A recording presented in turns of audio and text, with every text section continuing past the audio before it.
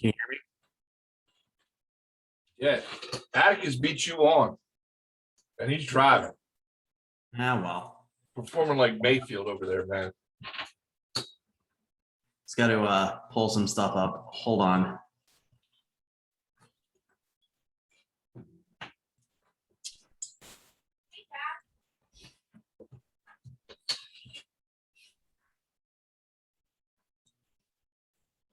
Matilda, don't.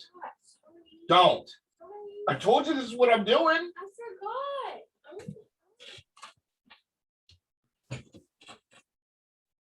Oh.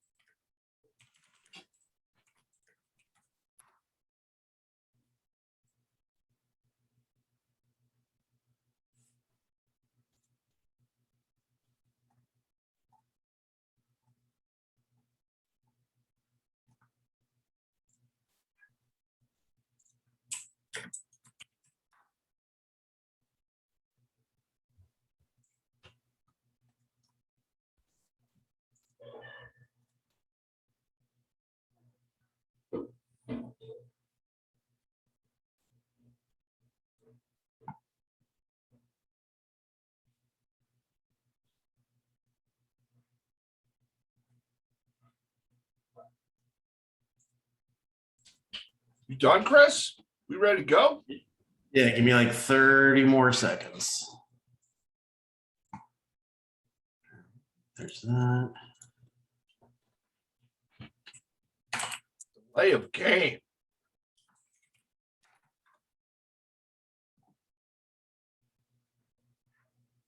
All right, I'm good. You sure? Yep. Because we can wait another 5 minutes. All right. I mean, I can look up some more stuff real quick. I'm sure. Can you guys give me about 3 minutes? Yeah. Okay, thank you. I appreciate it. My daughter's reading a book. She's almost done. Nice. All right. Yeah, Kelly's actually driving, so.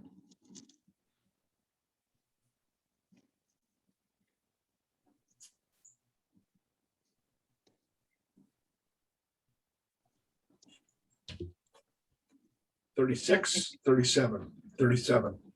37, yeah. Even numbers of the pre-Tuesday night games. Unless we do another one in there somewhere. Yeah. And then we're thrown off. But here we are, episode 37.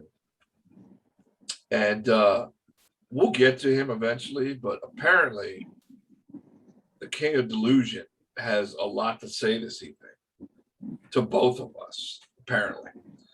That is Yeah. true. He's been salivating to get to this for whatever I guess reason. I'd be salivating too if it looked like I was going to lose and miraculously I pulled a win out to win the game. I didn't point out that my New York Knicks are currently winning preseason 36-26 against the Indiana Pacers.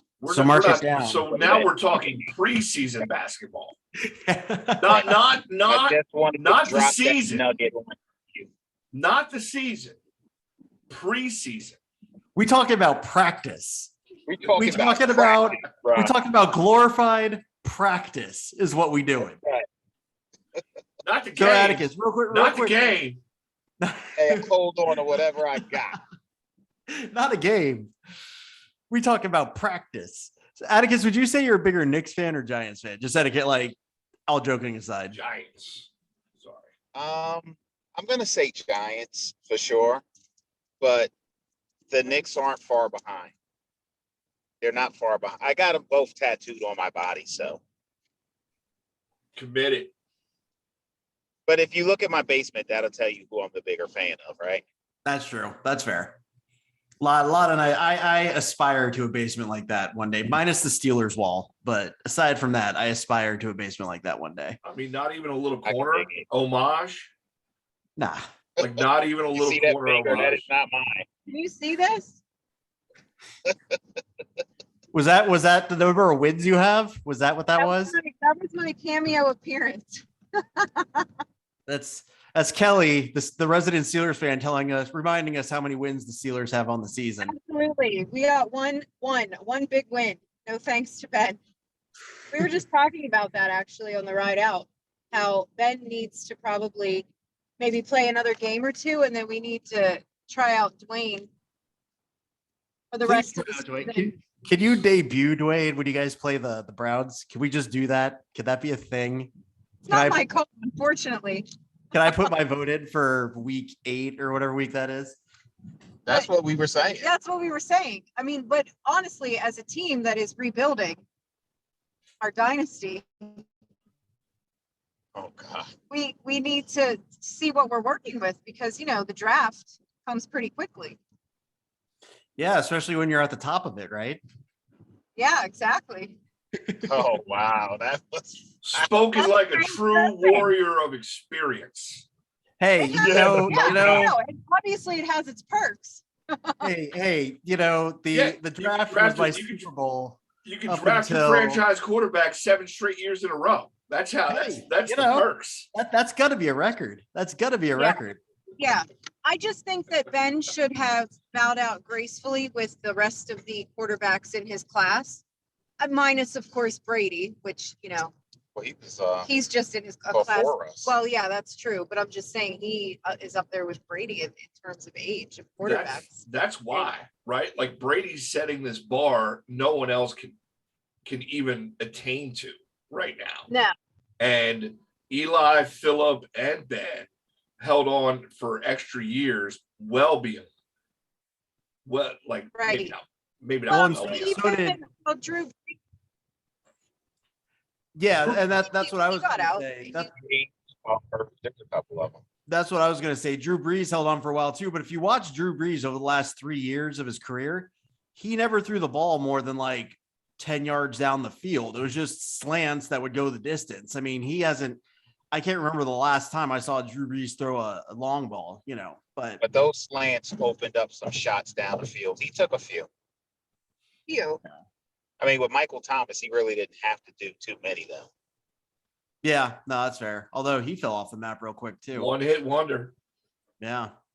So really quick before we get into it, thanks to Liesel, she actually went through and listened to all our podcasts for our predictions. So I actually have a running tally of correct and incorrect. Now she didn't do spreads or anything like that. This is just straight who picked the winner and who didn't. Right. But as of right now, somehow I have more picks than both of you. I don't know how that happened, but I've picked more games. It's your girlfriend counting them, obviously. No, I'm kidding. I didn't say I picked them more correct. I just have more game picks somehow. You like that? You like to hog the studio, is what it is, right? Like sometimes apparently sometimes I just ramble and don't let anyone else say anything. I'm pretty good at that. I should have been a lawyer. That being said, I'm going to run through it really quick. So this last week, Atticus led the way with 12-2. He just missed on the Lions. We all missed on the Lions, and Atticus missed on the Rams. I was next at 11-4. I did.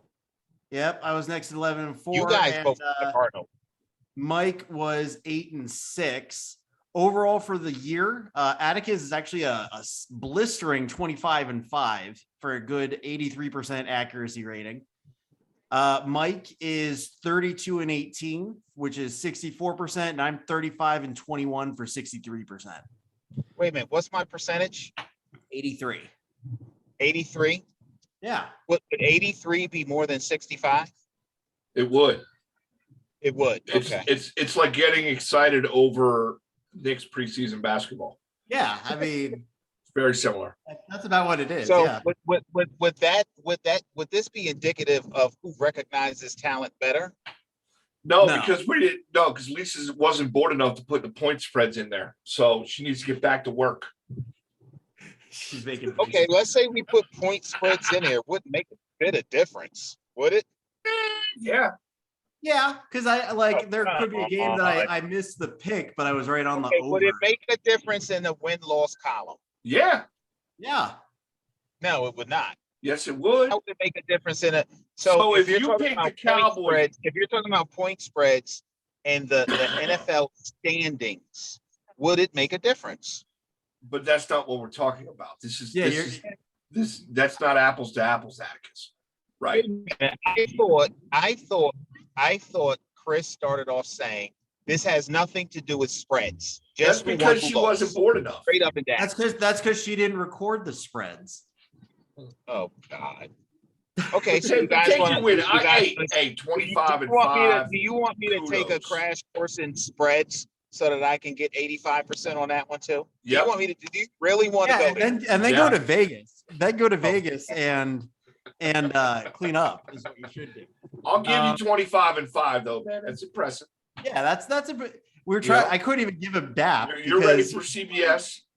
You can Yeah, be on that seriously. show with the London. You guys Fletcher. tried to dull my shine with that. I'm not taking it. I'm not going for it. That's all I'm saying. 85 is 85, or 83 rather. And I think Chris used the term blistering lead. Was that the term you used? I said it's a sizzling 83%. Yeah. Yep. That's good. I'm not. Sizzling. If I only picked half the games, I'd probably This put has been- 25 and This 5. has been, yeah. Like I will say that I've picked more correct than you've made Oh, picks yeah? altogether, but so has Loy. But man, that was the most combative congratulations I think I've ever given in my life. Great job, Atticus. I'm gonna post that. I'm gonna, for the rest of the season when the Giants lose, I'm just gonna remind everybody that you're a hell of a game picker, though. I'm in. That's all. Well, I he's got, when he's turning the Giants game off by halftime, he's got time to watch all the other teams. I have to watch the You got red Browns zone. because they're winning. So Hey, I will let you guys in on You something. gotta give him something. I will let you guys in on something. When I go to the games, and I go with great frequency because no one wants to buy my tickets. So when I go to the games, historically, I leave at the end of the third quarter. I don't even stay for the fourth. So that should tell you what my expectations are of my New York Football Giants. I'm still a fan, but I'd rather beat the traffic than watch my guys get bludgeoned. I'll watch the fourth quarter on a DVR when I get home. So is that what we're gonna do for the Packers game, Liesel? We're gonna leave at the third quarter because you're tired of watching tired of watching them get bludgeoned? Is that Okay.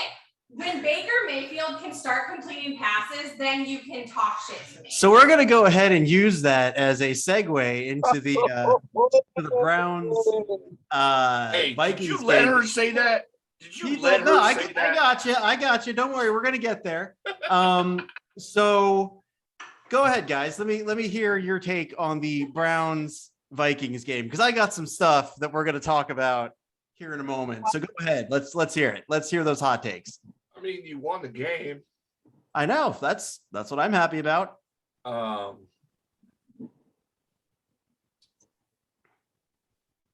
Justin Jefferson got me some fantasy points. Atticus, what do you got? Atticus, you've been posting all day about this. You've been tagging me in things. Come on, let's hear it.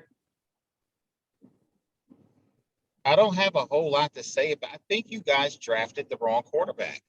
I honestly believe that if anybody should be pushing to get Deshaun Watson, especially after what Baker Mayfield has put on film this year, it should be the Cleveland Browns. In fact, give Cam Newton a call. He might be a step up upgrade over what you have at. He looked bad.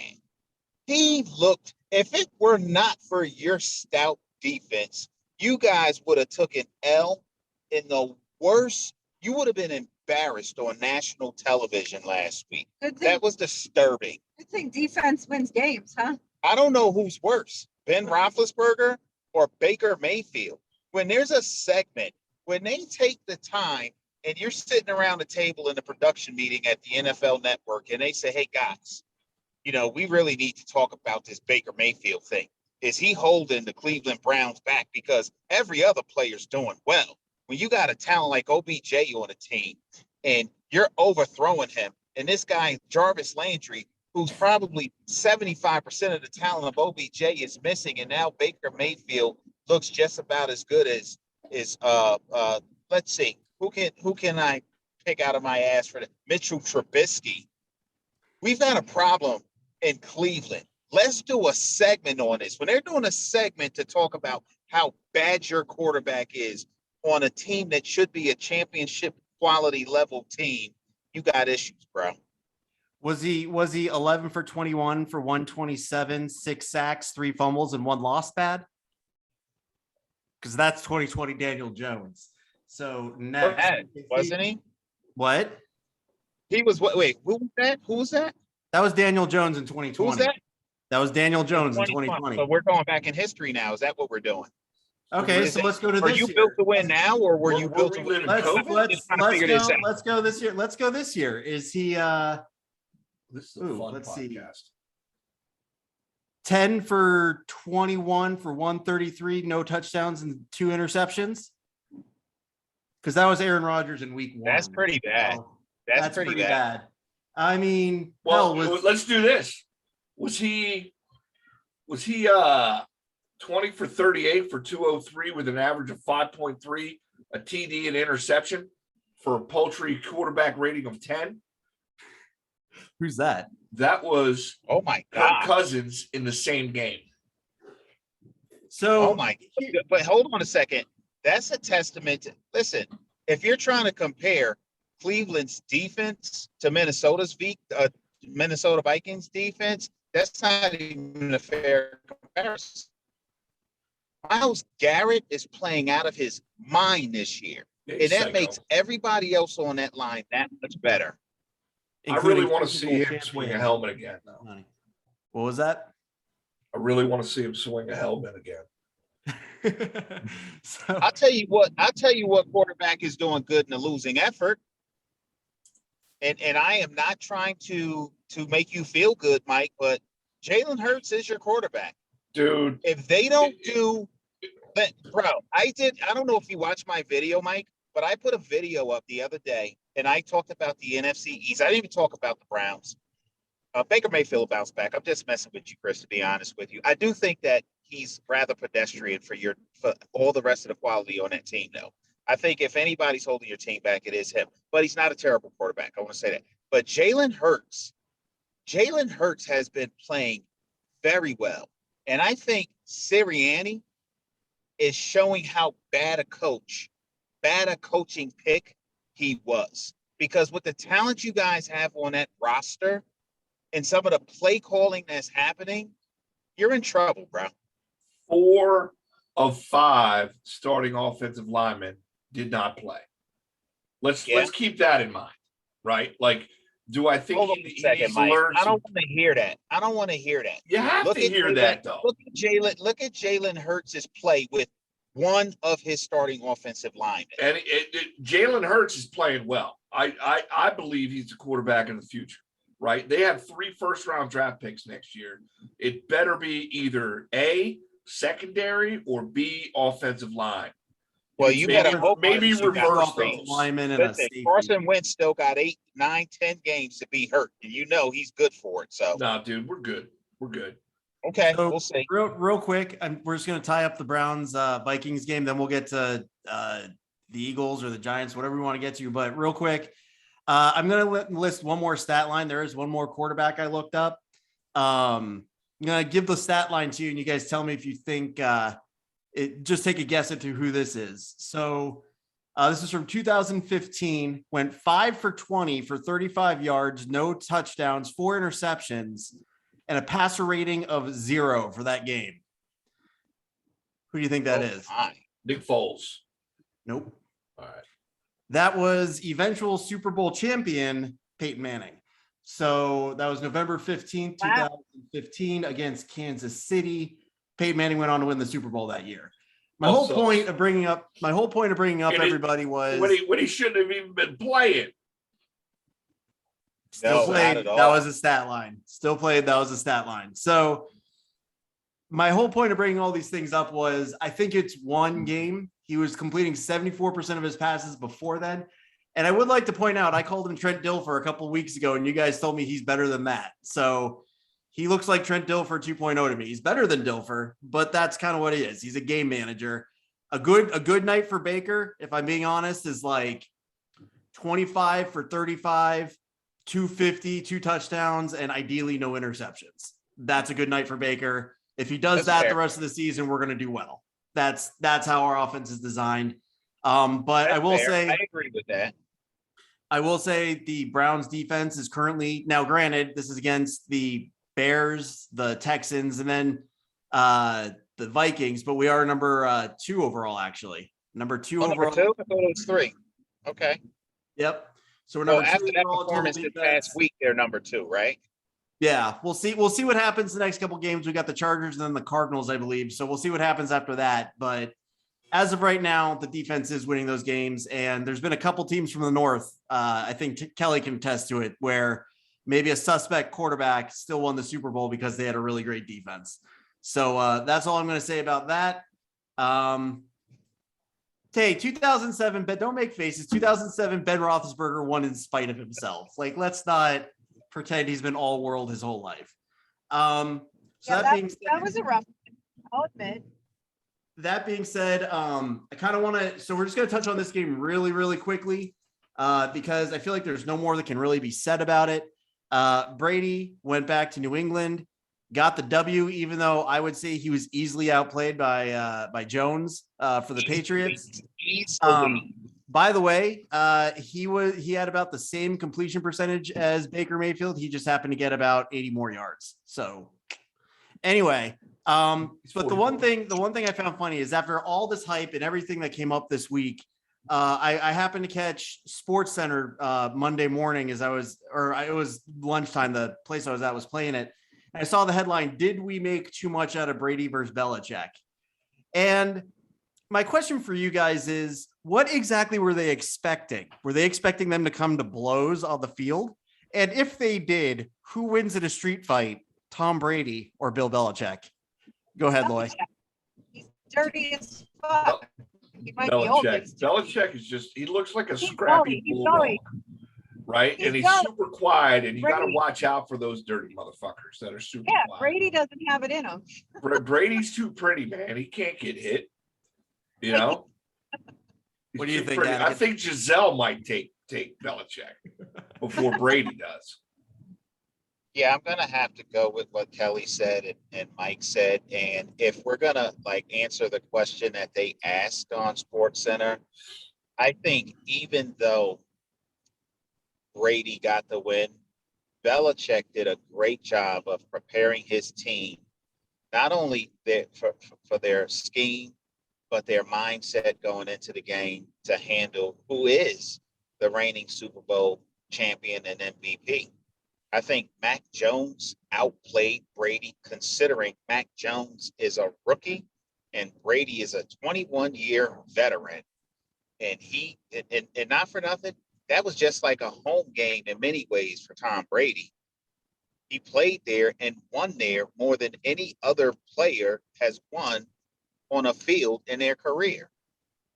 I think that the only reason they lost that game is because Belichick thought, for whatever reason, attempting a field goal from 56 yards was a good idea in those weather conditions. And as well as Mac Jones was playing, I think he should have given him an opportunity to pick up another 5 or 6 yards. I think he would have got the first down to get in better field goal position. And just say, for the sake of argument, that Brady, the Patriots made that field goal, you're going to leave 50-something seconds to Tom Brady at Gillette Stadium to come back and win the game? He would have won that game. So I thought that was the only mistake Belichick made in that game. And I will agree. We're going to make it a full sweep that, Belichick would win the fight, because if anyone's going to hide a shank or a broken beer bottle or something in his hoodie pocket, it's Bill Belichick. That's right. There's one other milestone I kind of want to touch on. Russell Wilson notched his 100th victory. He is the youngest quarterback to do so. I'm going to make a comparison that hasn't been made a whole lot, at least not that I've ever heard. And I think Russell Wilson's got a little bit of Brady in him. And what I mean by that is he seems to take a group of guys that really they have the 19th best offense, the 32nd overall ranked defense right now, and somehow they win games. They win games they have no business winning. And, Brady has done that a lot in his career, where you look at the teams on paper and you're like, Chris, that's not just this year, Chris. I don't mean to interrupt you, but you're spot on with that. yeah. And there just seems to be a lot of times where they just win games somehow, some way, because Russell Wilson just decides they're going to win the game. So props to him. I think he beat Manning by like 100 days as far as age goes or something like that. But do you guys have any thoughts on the game before we kick it over to the Giants game or the Eagles game? So I think Russell Wilson is two things. One, he throws the prettiest deep ball I've ever seen in the NFL. Right? He just does. It's that moon shot, and Tyler Lockett and him are almost unstoppable with that pass, right? And you wouldn't even think, like I said it before, like Tyler Lockett, I always forget about him in fantasy football, but he's a steady 15 to 20 points a game, and like every fourth game he's got 50, right? Like just because he catches those long, deep balls. And then the other thing that Wilson does, and he's done it to the Eagles a few times, is he has perfected the art of scrambling and getting the yards he needs verbatim. Like just, either it's the ball extension as he's going out of bounds, or he slides into home plate for the first down, and he doesn't really, the only time he takes hits is when his line can't pass block for him, which apparently is a lot, right? But like when he moves, it's like poetry in motion, right? And I would take Russell Wilson any day as a quarterback, right? You put Russell Wilson on the Browns, not only are they undefeated, they are by far the clear favorite. Yeah. And in Seattle, the way that their front office handles player acquisitions, an offensive line is optional, and it doesn't seem to matter for Russell Wilson. He seems to make it happen, whether he has pass pro in place or effective run blocking. He just finds a way. They're going to win 12 games this year, and they're going to be in the playoffs. And if they're that team that they're going to win 12 games, you're going to look at them after they've won them and be like, how the hell did they win? Especially in the West, which is easily one of the best divisions right now. Or maybe I take AFC that back. West might be the best division. Yeah, I was gonna say I was thinking West, but yeah, AFC West. You're right. I think the NFC West is still good, but I don't think they were where they were like 2 years ago. I think they're the best division in the NFC. Yeah, that's fair. That's fair. So you know what? We're gonna stay in that division. He had a point I wanted to bring up also. Go ahead. Go ahead, Kelly. Bring up your point. Yeah, I just want to say, you don't have to turn it. I just want to not bypass, since you were hitting and highlighting milestones from different players of the week. Ben also hit a milestone in spite of his decline. That, he's one of the over, what is it, 400 passing touchdowns. 400 passing touchdowns. So I wanted to make sure we highlighted that too before we move along to the Giants. Well, since we're highlighting that, the Packers went on to win that game 27-17 in a game that really wasn't ever close. The biggest takeaway from that game was the little side was the little side eye that Kelly, this is the Chris show, right? Like let's be clear on that, right? Like it's supposed to be free flowing and unscripted, but Chris has a script in front of him of what to go off of. I was going to say he keeps glancing at something I've noticed. I have two screens. It's a no wonder he's got more picks than you and I, Atticus. It's just he just throws them in out of nowhere. So I'm going to mute my mic for the rest of the Double podcast, monitor. and I'm going to let you guys go ahead. It's not easy to steer this ship. You're up, Loy. Go ahead. Who are we talking about? Exactly. So the Packers and the Steelers had a ball game. The biggest takeaway for me from that game was a little side eye that Aaron Rodgers gave. Who's the coach for the Steelers? The other Tomlin? dirty one, Mike Tomlin. Mike Tomlin. There's a little look and, oh my God, Rodgers, the Steelers confirmed. I will say that is a rumor I've heard. I'm not happy about it. But that's how I really got on that game. Do you guys have any thoughts? What, Rodgers to Pittsburgh? Or just Pittsburgh losing again, whichever makes you happier to talk about. Well, I mean, it's a shame, right? Because like Mike Tomlin has never had a losing season. I think they are destined for a losing season this year. They're Yeah. not the Steelers they were. And Green Bay's, playing good ball, right? They just are. But the bottom line is, right, we were outplayed. The first game of the year had to be some sort of weird anomaly. I don't know where the moon was that night or the planets, right? For Green Bay to get throttled the way they did in that first game. Maybe just going to Jacksonville Wait. And the Steelers beat the Bills on the road. Yeah. At Buffalo. Right. That's what I thought you were talking about.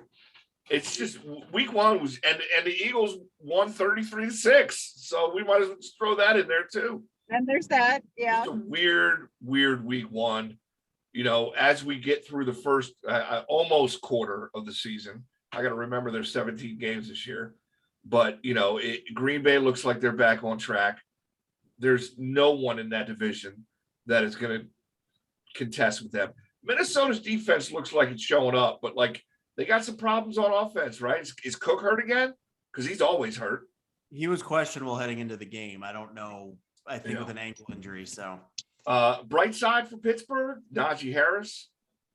I really like him as a running back. I think that Deontay Johnson should be their number one receiver instead of Juju. Juju looks puffy, by the way. And, I'm going to say that. Yeah, I said it. He looks a little out of shape. He looks a little puffy. So, I noticed that. Yeah. It's. You think he's kicking himself for not signing with Kansas City this offseason? Who, Juju? Hell yeah. He had an opportunity. Hell yeah. Should have taken the money. Right? But he's not a number one receiver in Kansas City. We'll get to that guy later in the show. Honestly, Juju was never really a number one receiver, in my opinion. He's never has been, but he's considered their number one receiver. I know. And I think Claypool's probably better than him. Yeah, after the era, that preceded him, and then you get that, it's kind of like, okay, that's our number one, Yeah. I will say this, and I said it before the season, Pittsburgh just needs one of those seasons where they bottom out, like in all seriousness. They've been good for the better part of almost 12 years now. Like Loy always says, they haven't had a losing season in God knows how long.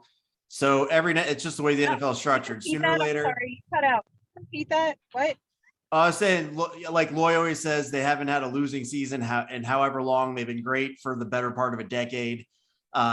It's just the way the NFL is. Sooner or later, you got to bottom out for a year or two, get a couple high picks, and then you reload and get back up there. So it's just Pittsburgh's time, unfortunately. I kind of wish they were a little bit better because I would like to beat them when they're, the Steelers and not like kind of, Ben's swan song, but we'll see what happens next year. But they have some pieces. Really, they're an offensive line, and hopefully they don't stay on the QB carousel too long. You got any thoughts, Atticus? It's our turn, which is a nice into the Giants. Because what happens after you're a losing team and you hit a bottom for 2 and 3 years, but when you're going on 6 and 7, what is it now? What's that mean? Miss, I love the guest voice today, just throwing daggers. It's great because I'm driving, so I'm forced to sit here and participate. When I'm at home, I just can't find the time. There's so much to do. Or otherwise, this is great. Thanks for having me. What is it like, Atticus, having 5 or 6 losing seasons in a row? It's fan purgatory is what it is. There was a segment on, I forget what station it was. It was called, "What is it like to be a Jets fan. And they walked around the stadium during a game and asked that question to Jets fans. And without fail, every one of them was like, oh my God, it's the worst thing ever. It's like soul torture to be a Jet. It was unbelievable, the consistency of the negative remarks these guys had about being a male, female, didn't matter about being a Jets fan. So, we've paid our dues for sure. Being in a basement, just not winning games. There's a statistic out there. The Giants, out of the last 34 home games, the Giants have only won 9 and have lost 25. 25 times at home. And the reason that statistic was relevant was because there are season ticket holders who are in an uproar. The prices are expensive. So they were talking about how you're paying for PSLs and you're paying for tickets and you're paying for these concession prices that are through the roof. And a Mick Ultra is like $13. You know what I mean?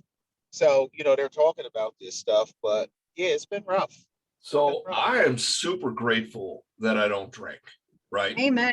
We always say because that. I like going to things, and the prices people have to pay is ungodly. I was at the Penn State whiteout game, and this is a college campus, right? 110,000 people in the stands. They're selling, I don't even know what the fuck they were drinking, right? But they were selling those skinny cans, probably Bud Light, whatever it was. It was like $10 a can. Wow. And I was like, you gotta be kidding me, right? Like, I'm not having it, right? But I don't want to get sidetracked too far from the questions at hand, because we were talking about the New York Giants, and we might as well talk about that football game. Good win, right? Did not expect it. I picked New Orleans. I'm sure I did. Glad to see that Saquon Barkley finally got involved in the football game, right? Like, Yeah. Penn State got up. that is probably the biggest TikTok you could ever do.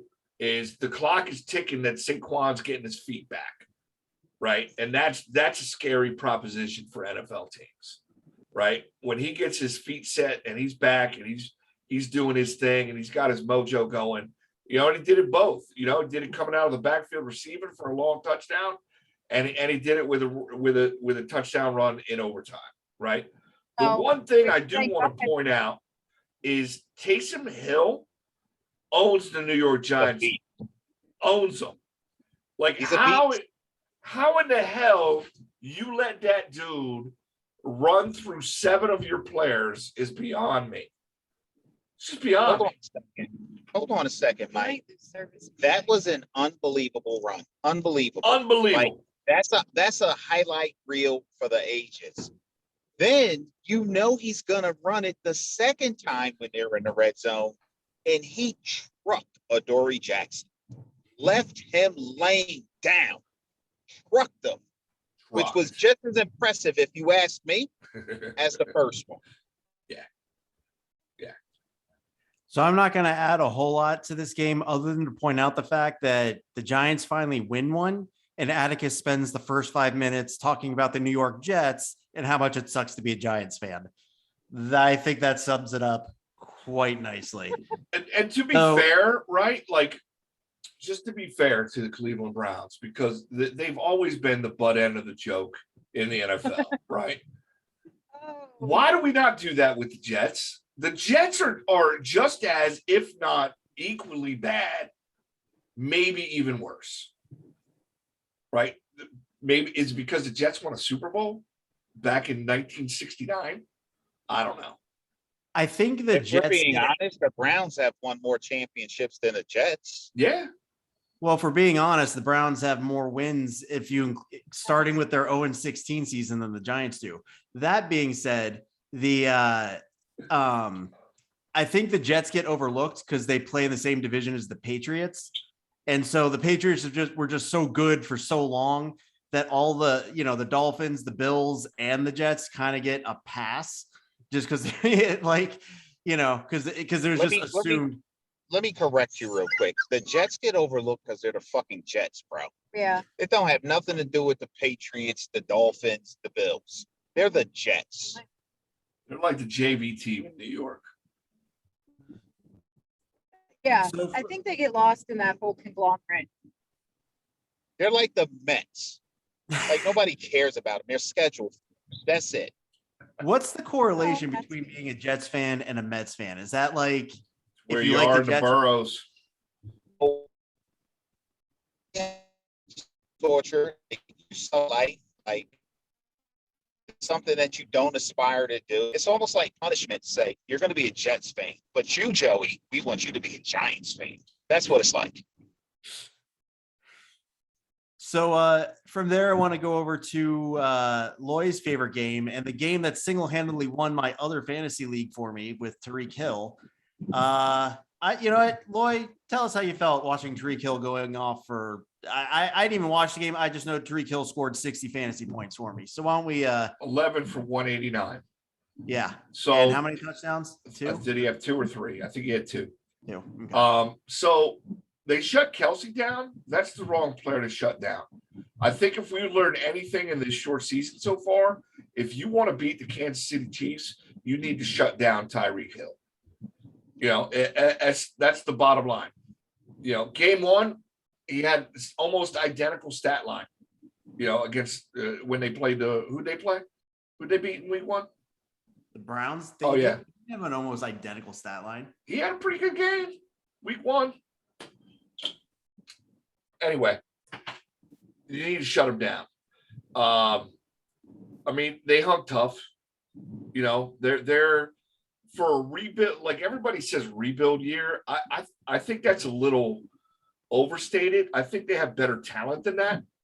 But they're just young, right? Or they're young and then they have old line, right? So like it's not a really good mix. So they need an offensive line that can play with the offense that they have. I agree with Atticus. I think Jalen Hurts is the answer. I don't think there's any need to go out and look for another quarterback. What they need to look for is a coach. Problem is Howie, right? The problem is Howie, and that's the bottom line, right? Like Howie needs control so that you are stuck with Nick Sirianni's of the world, right? Like, we're not going to get Lincoln Riley. We're not going to get Sean McVay. We're not going to get, one of these stud offensive young gurus that have offensive minds because they'll have to deal with Howie. And I wouldn't want that job. So, maybe Sirianni turns it around. I don't know, but 4 games in, he had a really good game plan against the Falcons and has not duplicated that since, right? And if Andy were here, he would tell me that, well, Mike, that, you game plan for who you're playing against, right? To completely move away from Miles Sanders is retarded. I don't even know if we're allowed to say that word anymore, but it is, right? Like it's, I don't understand it. Like I understand using Gainwell and getting him involved. You can use that word when you're describing Sirianni. Yeah, thank you. And no offense to the handicap nation out there, right? I don't want to offend them by talking about Sirianni this way, right? But the reality is I get why they're getting Gainwell into the game because he's a special kid, man. I like him. Yeah. But you cannot not give Miles Sanders the ball. Not just because he's on my fantasy team. The dude's a beast. And when he ran against Kansas City, when I think he had a 20-yard run, got bumped out on the sideline, and he got up and he threw the ball down. And if you read his lips, he says, "That's what I bring, motherfuckers." Or something along those lines. So, and it's Kansas City. It's not short on talent. It's not talent. Their issue is coaching. You make that costing you 3 touchdowns gotta pull them back. Those are discipline issues. Yep. And then the coaching issues with not running the ball with, I'm gonna say he's a top 10 back if you use him. If you're not using Miles Sanders and you got Boston Scott and the other kid, he's gonna be good too. But right now you got proven commodities. There's no difference than running the ball with Saquon or running the ball with Zeke. You got a stud, use your stud. He's not doing that.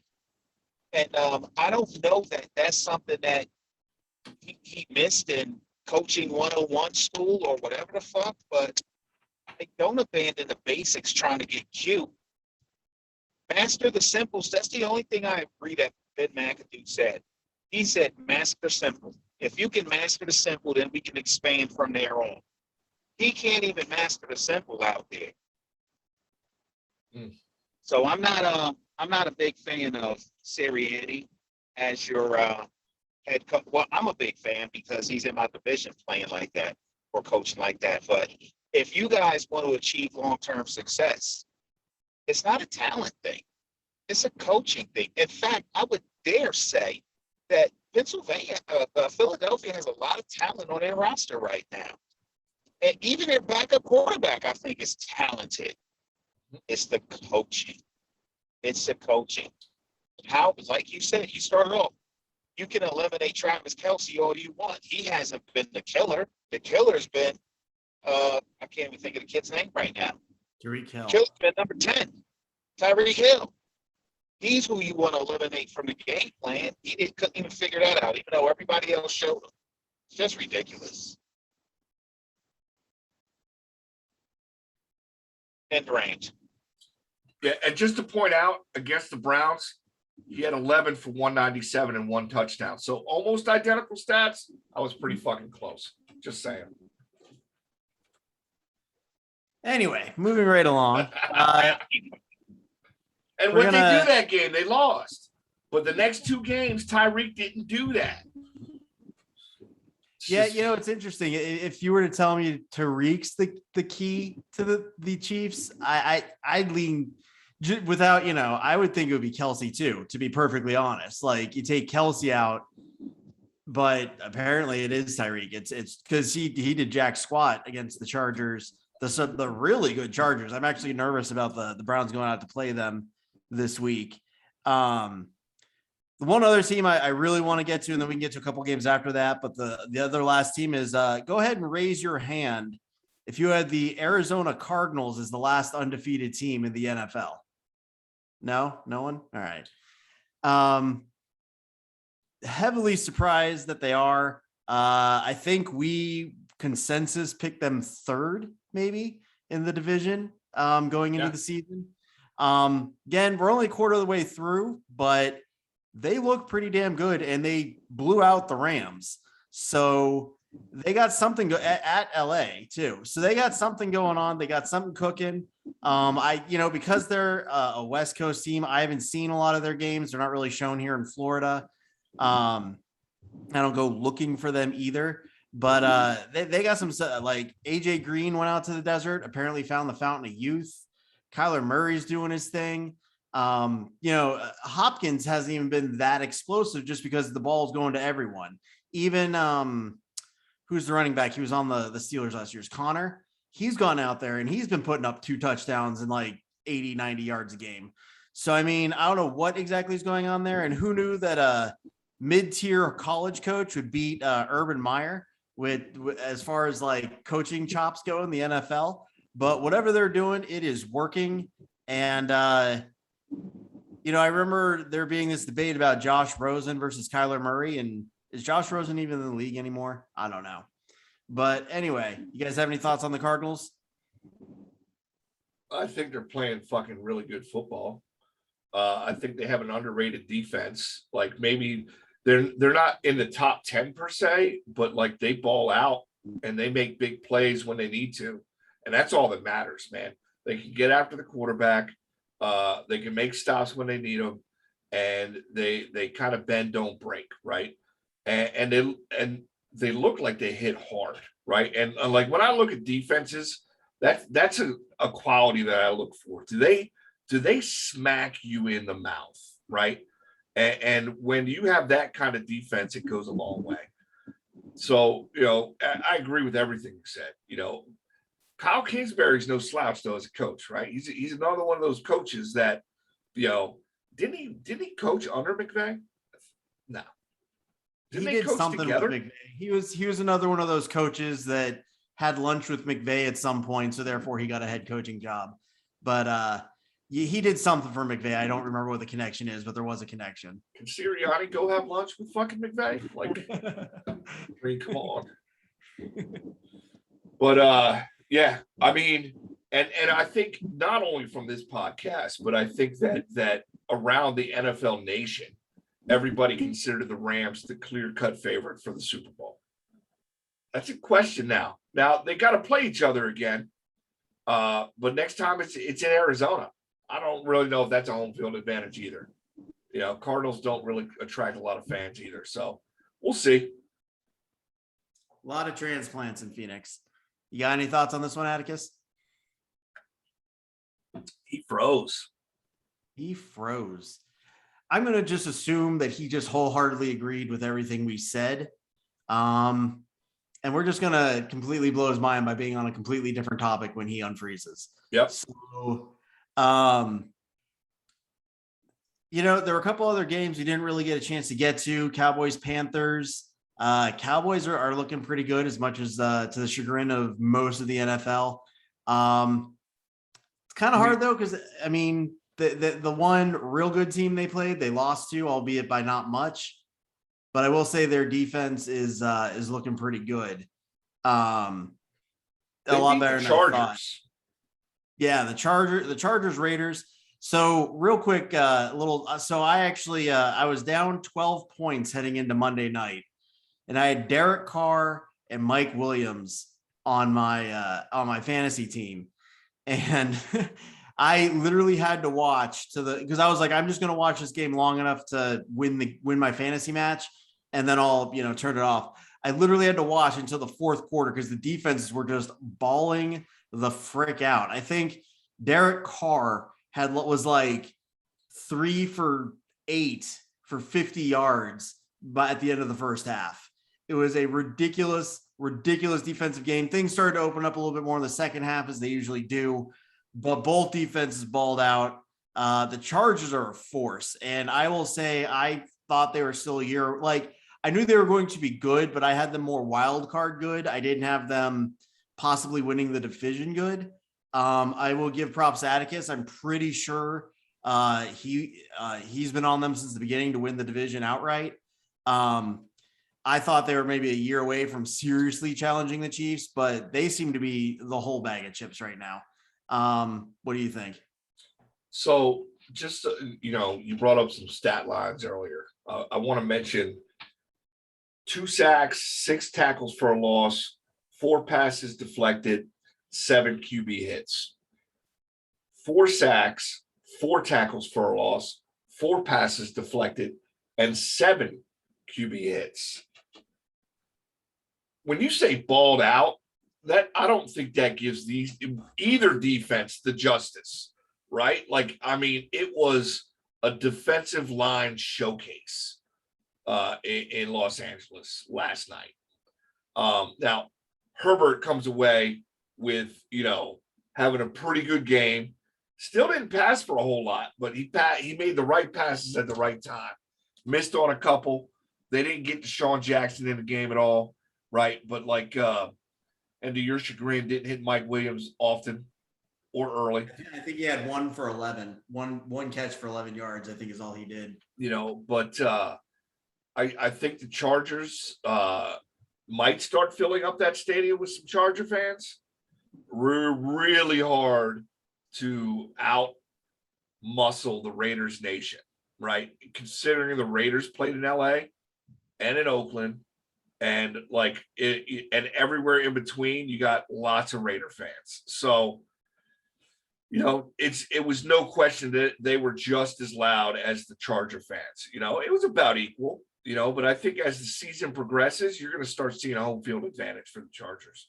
Not like a few years ago when, their stadium was basically Philly West, when the Eagles went out there to play. You know, it was essentially Philadelphia in San Diego. You know, we're not going to see that. His kid Herbert is a blue chipper, right? Hope.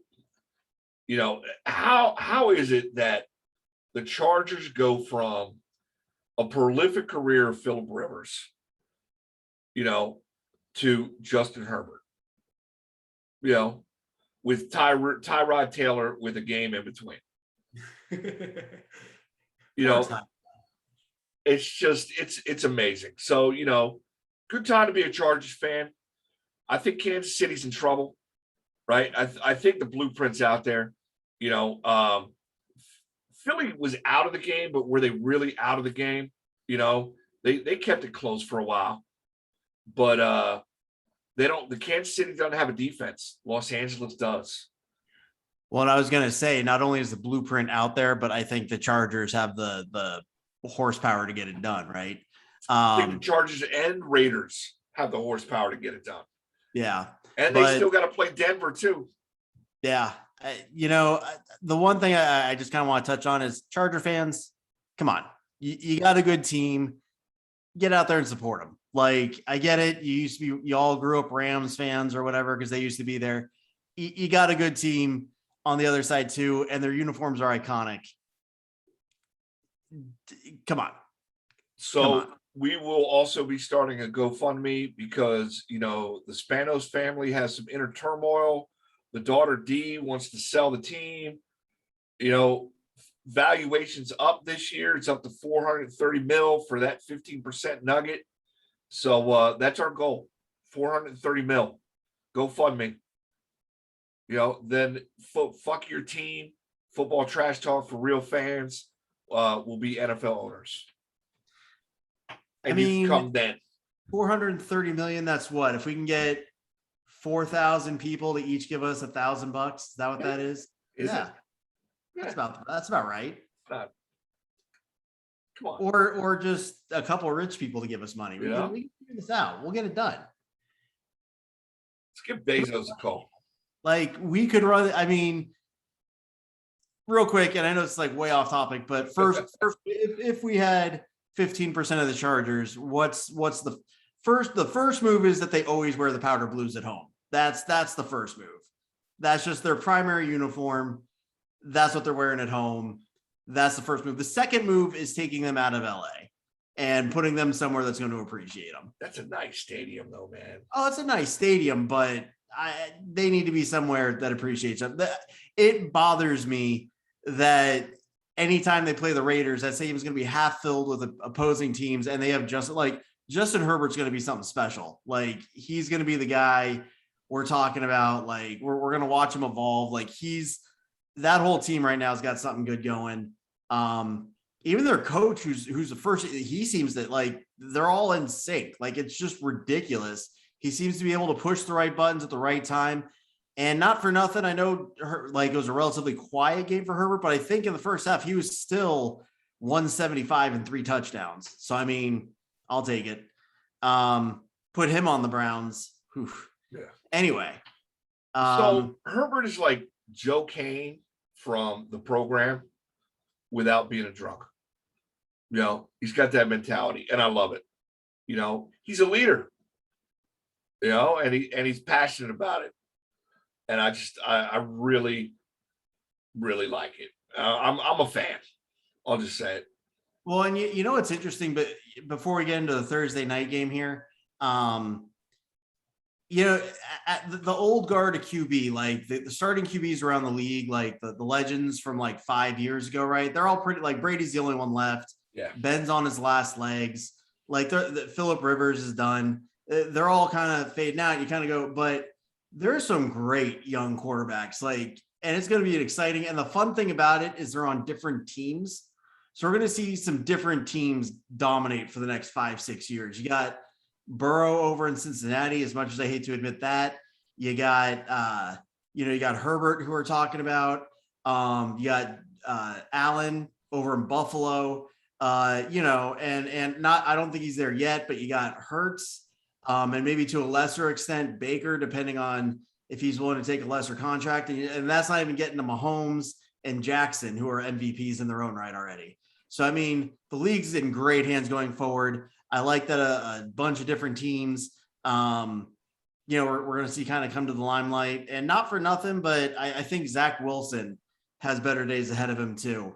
I just think it's just one of those things where, unfortunately, the New York Jets are just a mess.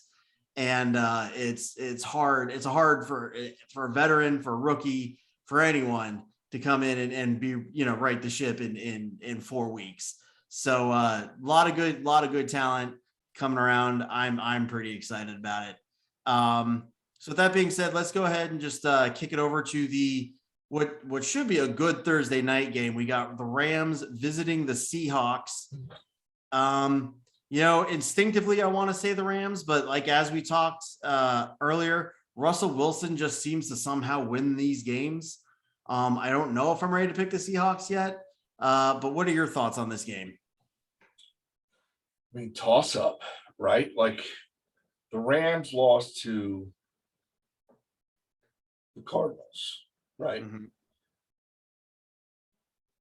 The Cardinals, are they better than the Seahawks? Probably, right? I think Seattle loses. It's really hard to pick against Seattle in Seattle, right? I don't think the Rams lose 2 in a row. I just don't. And we talked about the offensive line woes for Seattle. That's a problem when you have Aaron Donald on the other side of the ball. I can't in my right mind pick Seattle to win this game.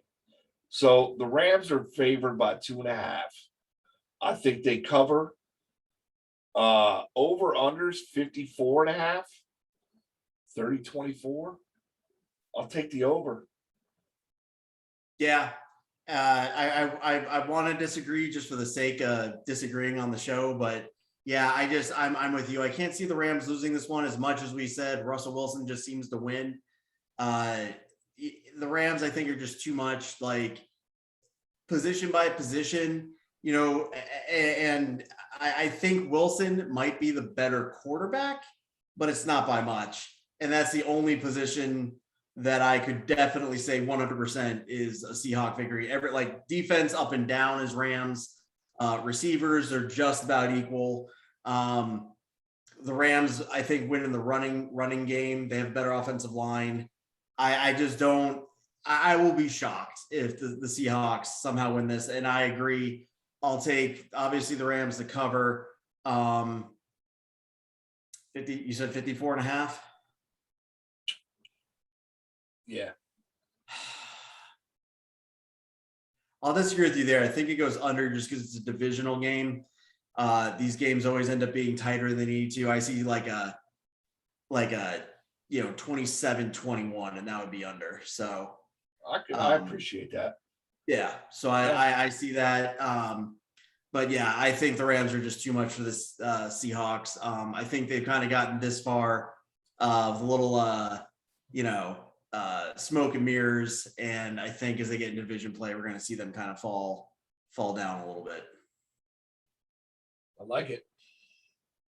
So fun fact right now too, like Derek Carr still leads the league in total yards passing. Guess who number 2 is? Jalen Hurts. Tom Brady. Yeah. Yeah.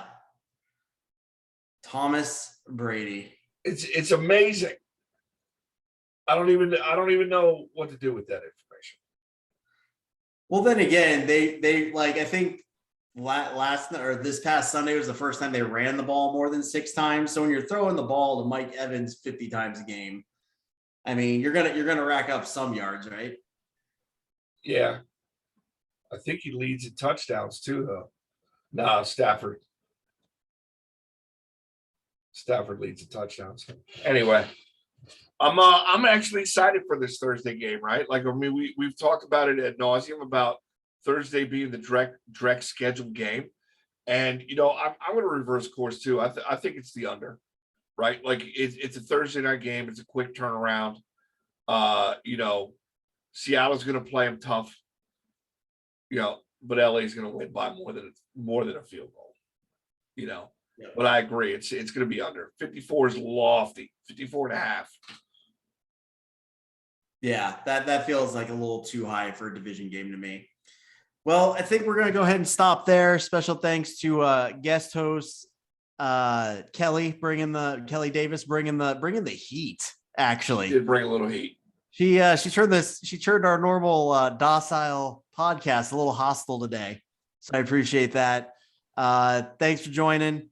And I'll see you on Friday. All right. Take it easy, man. Later.